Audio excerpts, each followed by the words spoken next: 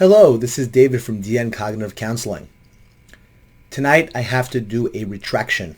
I have to admit that I was wrong about something, and since I made it public in a video, I need to publicly correct it in a video.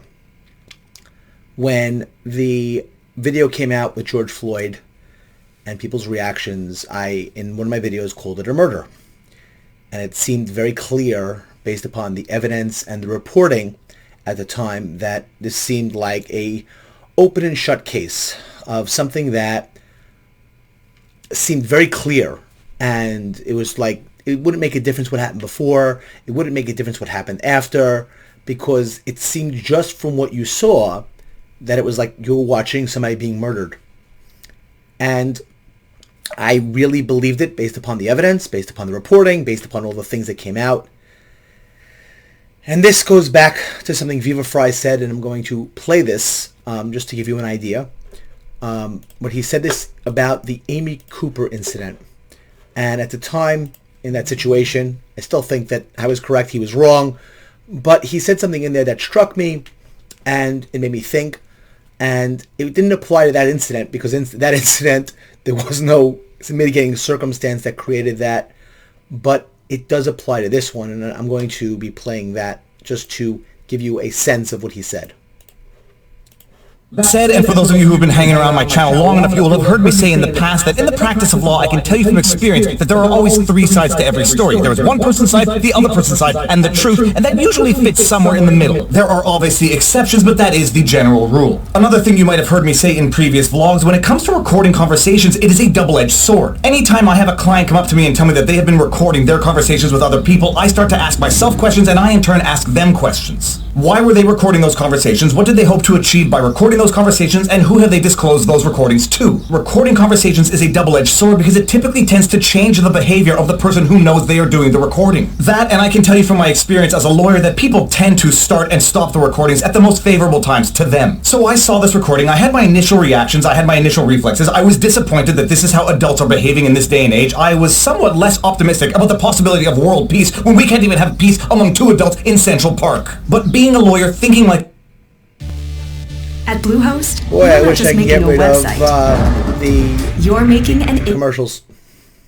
Like a lawyer, I step back, I set aside my initial emotional reactions, and I ask myself the question I always ask myself, and it's a question everybody should always ask themselves. What, if any, additional facts could I learn that would radically change the way I am currently viewing this situation? This is an amazingly important mental exercise to carry out in each and every situation that you come across, in the news, in social media, in life. Do I have all the facts? If I don't have all the facts, do I have enough facts to come to a reasonably justifiable opinion on the subject? Are there facts that I know I don't know? Are there facts that I don't know I don't know? And that process leads me to the thought experiment that I carry out in all of these situations. What fact would I have to learn that would radically change the way I am currently viewing the situation? There's the old expression that it takes two to tango. Well, guess what? In life, generally speaking, it also takes two to fight. From what we know of this... So, again, in terms of Viva Frei's knowledge base here, and this is his field of expertise, which is law, and he's taking a look at it from the standpoint of what other facts would I have to know in order for things to have changed in the context of what I'm seeing. And again, in the situation he was talking about, didn't change anything, and there was nothing that changed based upon the other story, and it didn't have the effect here. But sadly, in the George Floyd case, it did. There was another case in Ferguson, I think with Michael Brown, and there was a lot of investigations, and you'll still hear people talk about the inappropriate shooting and the hands up, don't shoot. It's a mantra you'll hear sometimes at protests. But I think that this is an important thing to understand before I get to the reasons why I changed my feelings about George Floyd and about what happened and why I'm issuing this correction that I can no longer say it's a murder. But before we get to that, I just wanted to debunk the aspect and why it's important that we do this.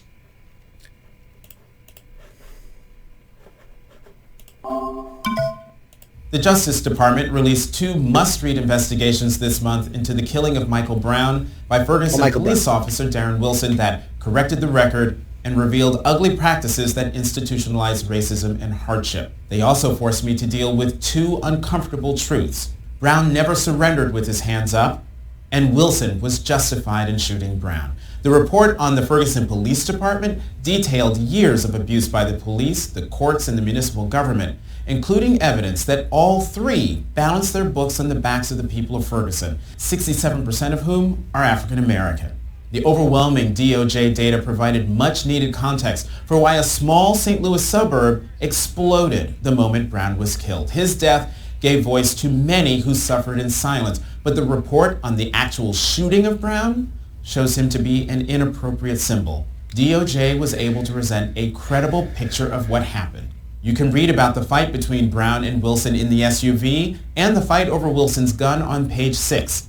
And how hands up, don't shoot, a mantra built on a lie, became the narrative of this sad affair on page 44, thanks to various media interviews done by Witness 101, whom we know now as Dorian Johnson, the friend who was with Brown that day.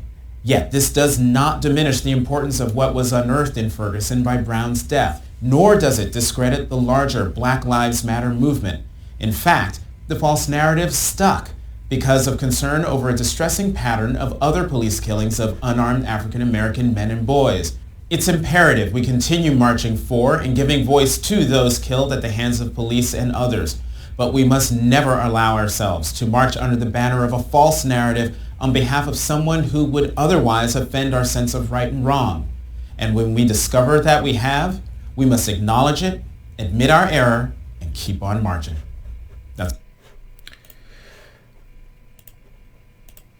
I'm going to stay away from the political aspects of what he talked about and the other nature of the different systems and other crimes. But I think we get into a problem a lot of times when we don't recognize the truth of things. And I happen to agree that it's rather important that we are honest and we're explaining what it is that we're actually seeing. And when something's built upon a lie, it's problematic. When a female, I'm going to use the term female because it happens more often with females, makes a false rape claim, it actually hurts other women who are coming out with real rape claims.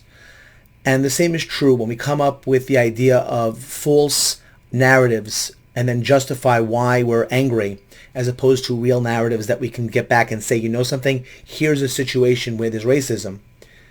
Then we are undermining that. And I happen to agree that we need to be able to call out things that are lies.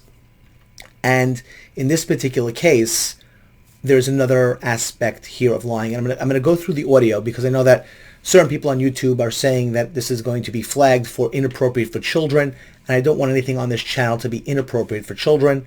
So I'm going to play the audio of the video. I'm going to send a link for the video afterwards if you'd like to watch it. But I'm going to walk you through it and try to explain why I changed my mind in terms of why I can no longer say that George Floyd was murdered.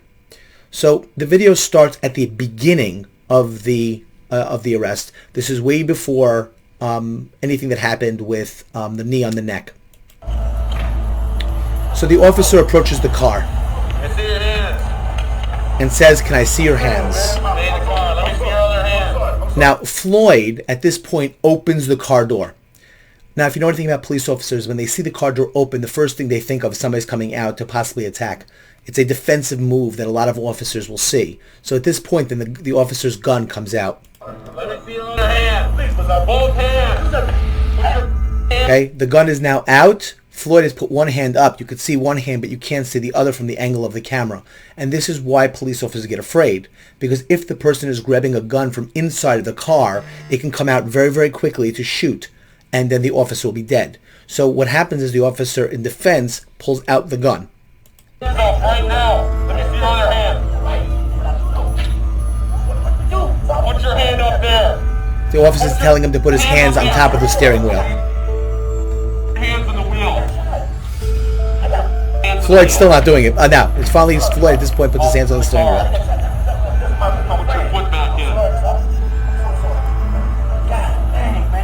Floyd puts his head down saying, "Goddamn." Okay, well, when I say let me see your hands, you put Now the officer's explaining why he's telling him I pulled the gun, because he said, "Let me see your hands," and you're not showing me your hand, which is the problem. your hands on top of your head. He's telling him to put his hands on top of his head. Hands on top The of hands your go back down again on top of the wheel. The officer again says, put your hands on top of your head. Step away from me, alright? He asks Floyd to step out of the vehicle. Step out and face away. Please don't shoot me, please, man. Now Floyd is saying, please don't shoot me. Please don't shoot me, he says over and over again. The officer is telling him to step out of the vehicle. Step out and face away. Please don't shoot me, Mr. Please don't shoot me, man. Step out and face away. You're not shooting me, man. I'm not shooting. Step out and face away. Okay, he keeps saying, don't shoot me, don't shoot me. The officer says, I'm not going to shoot you. Please, I didn't know, man. Get out of the car. I didn't know. He keeps saying, I didn't know, officer, I didn't know, officer. The audio gets blurry right now at this point. Where Floyd, it looks like he's coming out of the vehicle. And he's getting handcuffed. Hey, come back. Stay in the car. He's telling the other people who are in the car, which, by the way, a lot of people don't know, there were other people in the car when this happened. And they're telling him, don't stay in the car, don't leave the car. Floyd is now handcuffed. Floyd then puts himself to the floor and they ask him to stand up. And they're asking people who are in the car to stay against the wall of the building.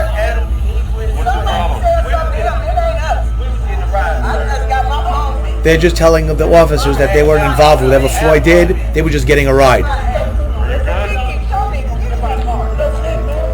Floyd is being walked again to this wall.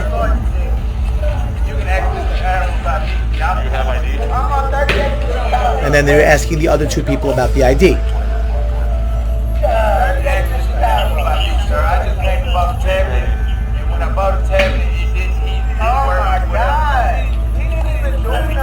And they're both saying they didn't do anything, we're just with him and nothing to do with it, showing IDs to the officers. You don't see Floyd in this part of the video.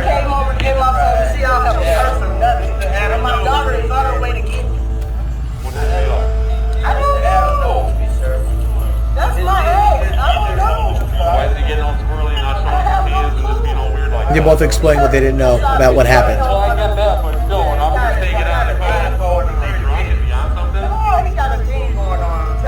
well, the officer are asking if he's on something, if George is on something, on some drug, and they're just saying, well, he's got a thing, and they're going like this, like something's wrong with him.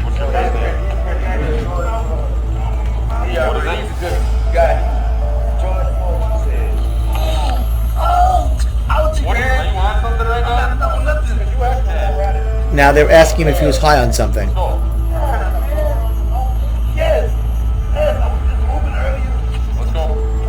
George is being walked towards the car, to being brought to the car. Keep walking. No, we get to the car. Let's go to the car.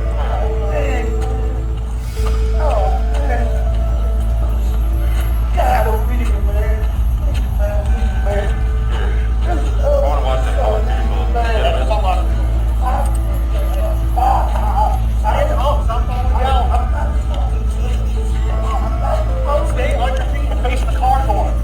The cops are trying to get him to the car.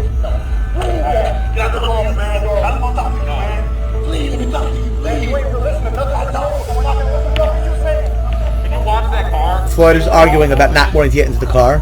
I hear you, but you're going to face the door right now. Listen up, stop. I was leaving. That's anything I'm telling you, man. I'm not a listener, man. I'm not. Get out. You know me, you know. God, man, I'm going to do nothing like that, y'all. God.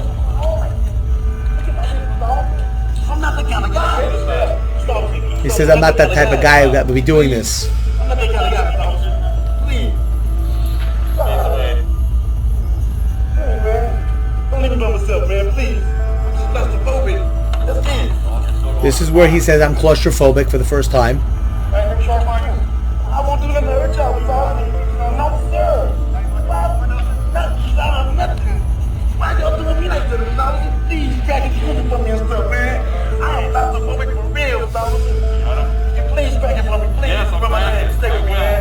Please stay with me, man. Thank you. Now he says to the police officers, please stay with me, plus stay with me, I'm claustrophobic. Which they say to him, fine, we will. And he's still outside the car. I'm listening. I'm saying that people do stuff.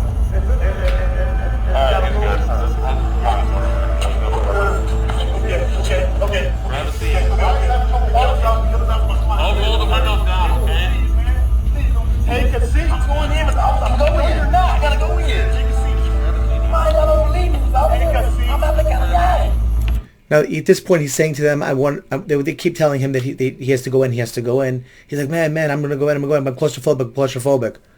We'll open the window for you, they tell him. He goes, oh, yeah, I'm going to go in. He's still not going yet.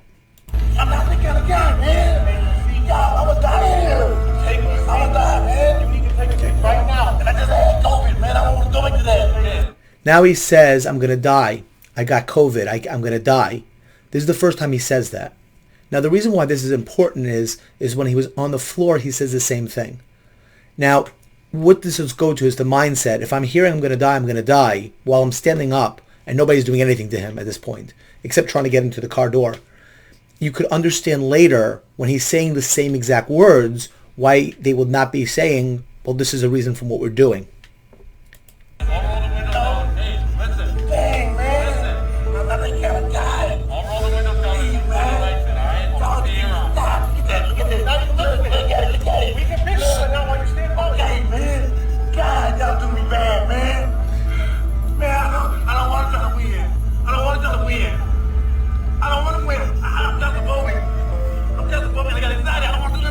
I'm claustrophobic, I have anxiety, I don't want to go in there.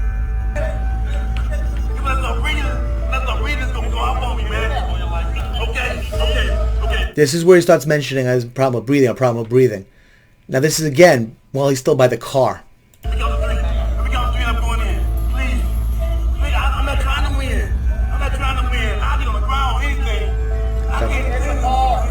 He goes, at this point, I'll go on the ground, anything. It's important that you understand that as well.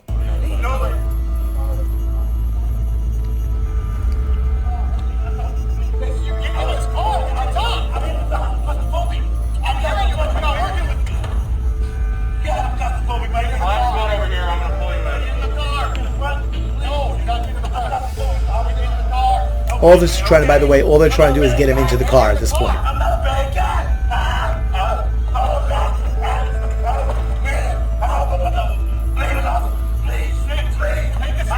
Okay, again, he starts screaming, I can't breathe, I can't breathe. Now, what's important about this is he's not on the floor, nobody's on his neck, nobody's even holding him.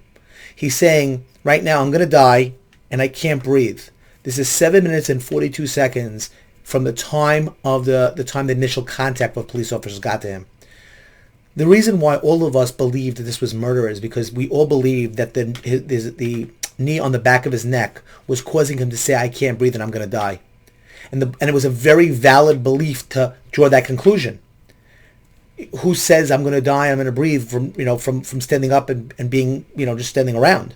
So you wouldn't have assumed it without seeing it, without understanding that he's under a tremendous amount of fentanyl. And the likelihood is, given the stress level he's at with how much drugs he's under, is causing him to have a strong reaction. And is possibly, and again from the first coroner's report that stated that he had a lethal dose, it is very possible that is what's killing him right now as you're seeing it. It's just the process that he's going through. This, in the world that we live in our justice system, is if you have reasonable doubt about something, you can't convict somebody of something. And here there is so much reasonable doubt about what's going on in his body and what is going on. And so far, there is no evidence of so far at 7:42. The police have not really even touched him, just in terms of putting on the handcuffs. But there's no physicality. There's about moving him back and forth a little bit, but nobody's been doing anything to him. They tried to get him into the car, and he's just standing there pushing no and pushing no. And every single time, there's no any sort of violence and all force against him at this point still.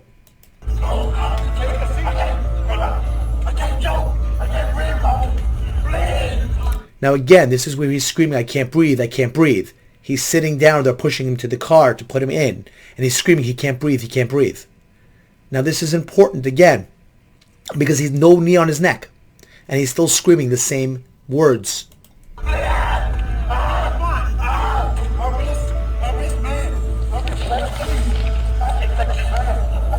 Then now the police officers pull back a little bit, and he goes out the other side of the car, because he goes through the whole car.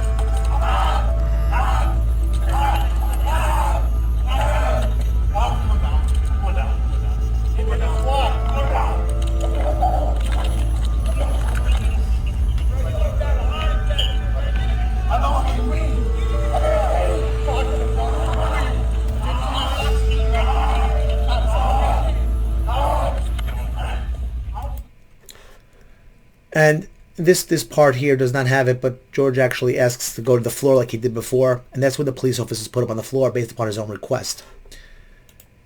But the whole problem here is that we have a certain belief system. We have a certain way of seeing things. And this brings us to what Viva Fry said earlier on, is that sometimes when you don't have the whole context, it changes things. The I can't breathe and that I'm going to die was happening way before there was any knee on his neck.